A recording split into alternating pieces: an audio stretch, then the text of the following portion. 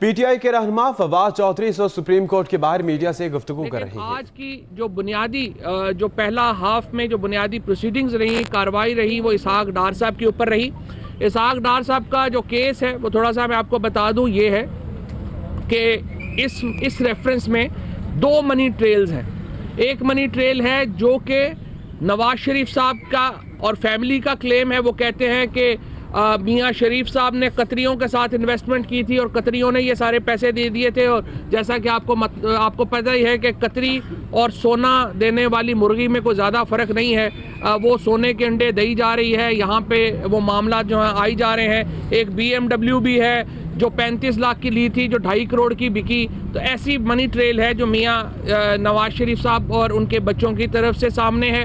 एक दूसरी money trail है और वो दूसरी मनी ट्रेल है जो इसहाक डार साहब के इर्द गिर्द घूमती है। हुदैबिया पेपर मिल के नाम से 1992 में जिस तरह से वो बता रहे हैं कि इसहाक डार साहब बोर्ड ऑफ इन्वेस्टमेंट के वाइस चेयरमैन बने। हुदैबिया पेपर मिल एक पहले मिल बनाई गई 96-97 में। 1993 और 1996 के दौरान 1046 करोड़ रुपया पाकिस्तान से बाहर भेजा गया।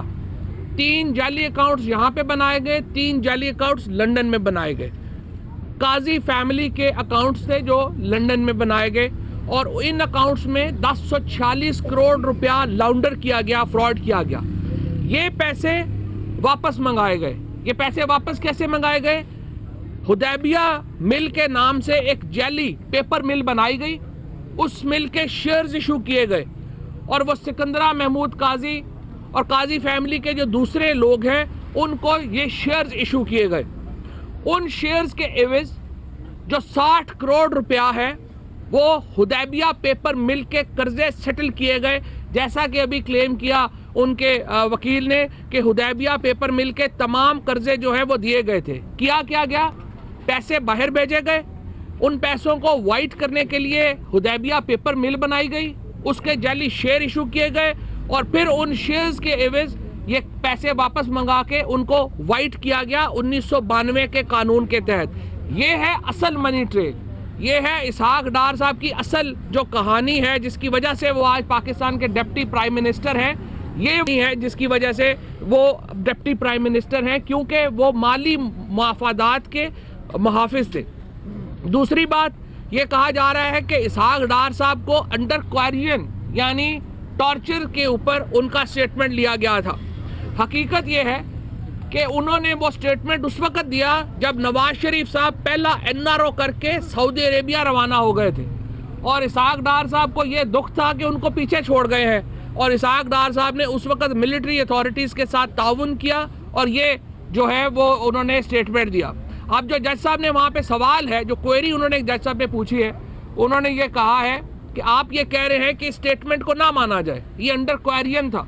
तो अगर ये अंडर क्वेरियन था और अंडर ड्यूरेस था, टॉर्चर से था, तो फिर जो पार्डन आपको मिला है, जो माफ़ी आपको मिली है, वो भी ख़त्म हो जाएगी। तो उन्होंने कहा आप सोच लें ज़रा कि आप अपना बयान चाहते क्या हैं, आप दोबारा एज एन एक्यूज शामिल होना चाहते हैं या इसको नहीं। दूसरी इंपॉर्टेंट बात जो हमारे केस में जो इमरान खान साहब बार बार आपको तवज्जो दिलाते हैं कि किस तरह इदारों की मिली भुगत है, किस तरह इदारे एक दूसरे से मिले हुए हैं। कि क्या हुआ, एक अपनी मर्जी का चेयरमैन नैब लगाया गया, उस चेयरमैन नैब ने अपनी मर्जी के वकील लगाए। इसहाक डार साहब के रेफरेंस को एक्यूज ने चैलेंज किया।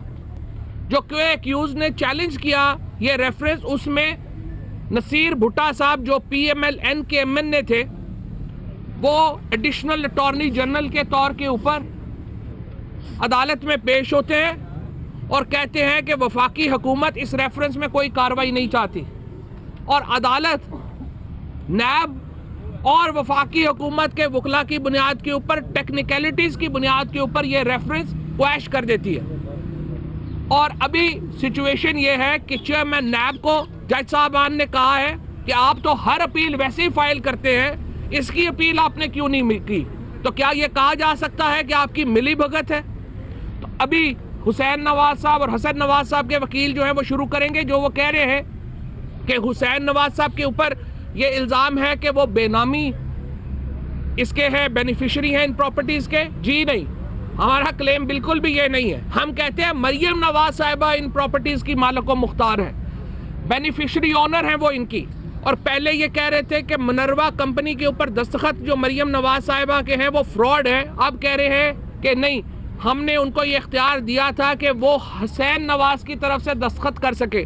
हकीकत ये है कि हुसैन नवाज का, हसन नवाज का इन प्रॉपर्टीज़ के साथ उतना ताल्लुक है, लेकिन असल जो मालिक है इन प्रॉपर्टीज़ की वो मरियम नवाज शरीफ है। और मरियम नवाज शरीफ भी असल में इसकी मालिक नहीं है, क्योंकि उनके पास तो इतने पैसे ही नहीं हो सकते। असल मालिक इन प्रॉपर्टीज़ के नवाज शरीफ साहब हैं और इनके अलावा कोई नहीं है। आरिफ, मैं सिर्फ एक चीज़ इसमें ऐड करना चाहता हूँ, वो ये कि आज सलमान अकरम राजा साहब ने जो डिफेंस पेश किया उसके अंदर ये बात बिल्कुल क्लियर की कि जी मेरे पास जो प्रॉपर्टीज़ हैं इसमें अगर मेरे वालिद साहब ने कोई गड़बड़ की है तो उनको आप अलग ट्राई करें, उनको पाकिस्तान के कानून के एतबार से ट्राई करें, मनी लॉन्ड्रिंग एक्ट के एतबार से ट्राई करें, करप्शन के एतबार से ट्राई करें, मगर मेरा उससे कोई ताल्लुक़ नहीं है। तो लिहाजा जो कैफियत आज आप देख रहे हैं वो ये है कि मियां नवाज शरीफ साहब ने अपने वालिद साहब के नाम सब कुछ बर्डन डाल दिया कि जी उन्होंने किया था, और जो बेटे हैं उन्होंने भी अपने वालिद के नाम डाल दिया कि जी मियां साहब जाने, उनका काम जाने।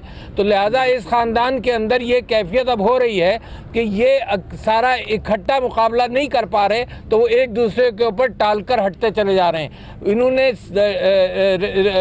डिफेंडेंट 7 और 8 पर ऊपर से बाहर डालते गए, जी राजा साहब बताएंगे, राजा साहब बताएंगे। असल मनी ट्रेल इसहाक डार साहब का है। इन्होंने जो बात की कि हुदैबिया के कुछ पैसे वापस मंगाए गए और जो पैसे गए उनसे अपार्टमेंट्स भी ख़रीदे गए। तो अल्टीमेटली जब मरियम नवाज बेनिफिशियल ओनर है, हम ये कह रहे हैं कि ये पैसा करप्शन का नवाज शरीफ साहब के दौर में नवाज शरीफ साहब बाहर लेकर गए हैं और उसी को अपने औलाद के नाम रखा है और चालाकी ये दिखाने की कोशिश की है कि जी मैंने तो कारोबार से अलग हो गया, मगर विरासत की सारी होल्डिंग वो करते रहे हैं। आज विरासत के कागज़ नए दाखिल किए गए हैं, मगर अगर कहीं मुश्किल होगी तो राब्ता कायम है, वो खतरी लेटर नंबर 3 भी आ जाएगा। तो लिहाजा ये जितने भी पैतरे बदलें, हमने जो होल्ड पकड़ा है उसके अंदर धोबी पाट मारेंगे ही मारेंगे। बिस्मिल्लाहिर्रहमानिर्रहीम। आपने 4 दिन पहले शहबाज शरीफ साहब का एक तकरीर सुनी होगी जिसमें उन्होंने बड़ा लाउडली ये कहा कि स्विस बैंक में पड़े हुए अरबों रुपए पुकार पुकार के पाकिस्तानियों को कह रहे हैं कि हम तुम्हारे हैं, हमें आके ले जाओ। आप सारों ने सुना। तो मैं शहबाज शरीफ साहब से बड़े अदब के साथ कहूँगा, मोहतरम खादिम आला साहब, वो तो स्विस बैंक के अरबों रुपए पुकार पुकार के कह रहे हैं, तो क्या लंदन की प्रॉपर्टीज गूंगी और बहरी हैं? वो पुकार पुकार के नहीं कह रही कि हम पाकिस्तानियों का वो पैसा है जो करप्शन और लूट मार के ज़रिए से, किकबैक्स के ज़रिए से, गबन के ज़रिए से, चोर बाजारी के ज़रिए से इकट्ठा करके भेज के हमें बनाया गया। दूसरी चीज़ ये है कि पूरी दुनिया के सामने आले शरीफ की मनी ट्रेल बिल्कुल क्लियर हो गई है। मैं अक्सर एक बात कहता हूँ